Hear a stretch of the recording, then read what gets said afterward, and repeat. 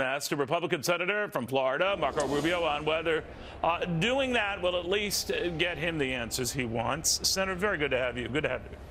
Thanks for having me back.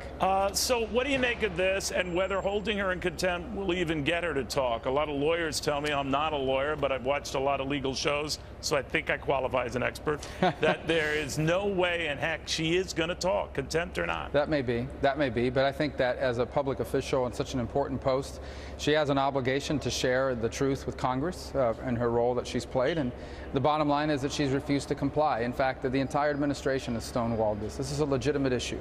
You have one of the most powerful, the scariest agencies in American government who targeted individuals because of their political positions. Every day new information emerges to show that. And she refuses to cooperate. And not only does she refuse to cooperate, but the administration refuses to cooperate. So I don't know how the vote's going to turn out, but I suspect that, in fact, she will be held in contempt because of it. All right, between this and Benghazi and not a lot of follow-through, do you suspect, as some other Republicans have told me, Senator, that the administration is just trying to run out the clock here? It may very well be. Look, I think they've largely had a disregard for the process. They've had a large disregard for Congress and for the role that the legislative branch plays. And in many instances, I think you've seen that permeate throughout the administration, the sense that they're above the law. Whether it's in response to Benghazi, which we now see was clearly filled with inaccuracies that were deliberately done for political purposes, or in the IRS investigation, where instead of holding someone accountable, they continue to stonewall. I think this may very well be an effort to run out the clock, but I don't think that's going to work. The American people are aware of it. I think these issues are going to continue to linger, even perhaps beyond this presidency. Switching gears, if you don't mind, Senator, Ukraine and what's going on there now. I've talked to a lot of oil company CEOs and the like who are urging the administration to cool it on sanctions that could boomerang back on them. For example, ExxonMobil with oil contracts they have in Russia, banks with commitments they have in Russia. Do you think that's the problem? That whatever we advise, the fear seems to be that it boomerangs on us, and that's going to hold us back? Look, I think that by and large instability is going to have a detrimental impact on our economy, but instability is what the Russians are creating. It's very simple. Ukraine decided that it wanted to turn towards the West and towards the European Union for more commerce and more trade.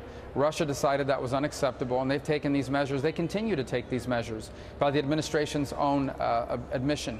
So now the question for American policymakers is, what do we do in response? How can we change the cost-benefit analysis so that Vladimir Putin and those that surround him understand that the costs of doing this outweigh the benefits, and more importantly, so that other leaders around the world who are contemplating similar actions in the future understand that these things cannot be done with impunity? All right, so if you were president, Senator, would you put American lives on the line over Ukraine? Yeah, I don't think anyone is suggesting that American troops need to be deployed to Ukraine. I thought we should have been quite forceful when this was about Crimea. It is now about eastern Ukraine. If you notice, the issue of Crimea has already been given up on. And the fact of the matter is that these sanctions, these sectoral sanctions that the White House is waiting to impose until Russia does something new that's wrong, they should have been imposed before. I don't think the Russians believe America will do it. They watch these news reports. They hear these voices coming out of the administration. They do not believe that any of the costs we will impose will outweigh the benefits of what they're contemplating. So you would toughen up the sanctions, economic sanctions, Absolutely. Regardless of what oil companies here fear or banks fear? No doubt about it, because the number one obligation of the President of the United States is the national security and the economic interests of the country, not just of any individual companies that happen to operate in the country. Senator, knowing that you were going to be here, I was intrigued by comments a fellow Charlie Crist was making on another network concerning his tit-for-tat with you and his own prospects now to become maybe governor again of Florida. I want you to listen to this and react to this. The moment in which you decided just to leave the Republican Party was because you were going to lose to Marco Rubio. No, it was because I couldn't be consistent with myself and my core beliefs and stay with a party that was so unfriendly toward the African-American president. I'll just go there. Because I was a Republican and I saw the activists and what they were doing, it was intolerable to me. What did you think of that?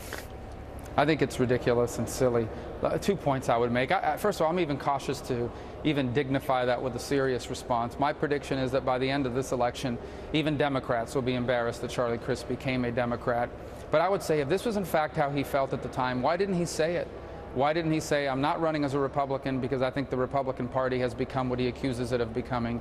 And why didn't he switch to Democrat? Why did he run as an independent? Why didn't he do that at the time? Why did it take him 4 years to say what he's saying? It's just not a serious thing. That's my second point.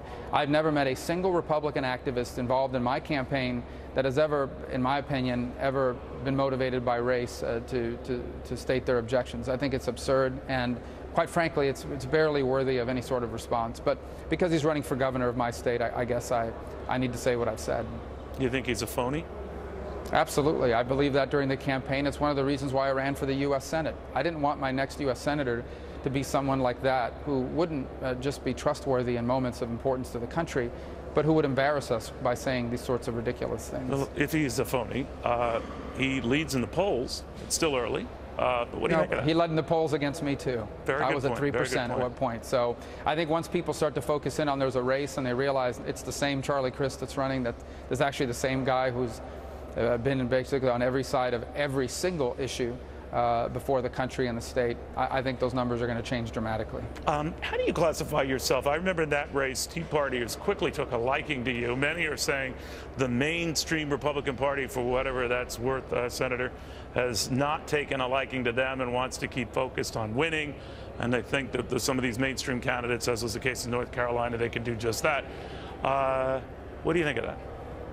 I think a lot of it is a media creation. I mean, the media is always looking for conflict. That's what drives ratings. That's what sells newspapers. That's what gets clicks to online forums. I don't understand what you mean by that. Explain what you mean by that. Well, not your program, but most programs are about that. And but I would say this about it. Look, the Republican Party is the conservative. It's the home of conservatives in America. It's the home of those of us who believe in limited government and a free enterprise. You can't, it's very difficult for someone who believes in these principles to be a Democrat because there's no space for you in that party. They're intolerant towards views that support free enterprise, limited government, the Second Amendment, and these sorts of issues. So you're saying the Republican Party itself, regardless of divisions within some sects, is tolerant of other views?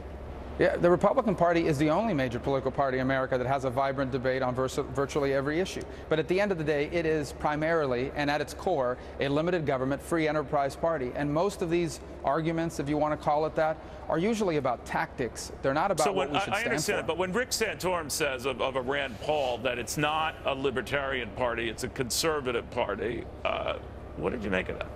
Well, you'll have to ask Rick what he meant by it. I think, if I were to guess, and what someone would say is on the issues, for example, of foreign policy, I continue to believe that the Republican Party is the party of a robust foreign policy that acts always and foremost in the interests of our nation and of our principles, one that understands that American leadership is indispensable in the world.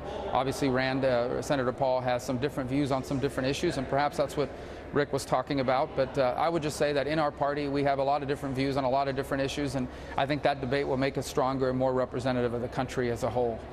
Senator, very good seeing you again. Senator Marco Thank Rubio. You.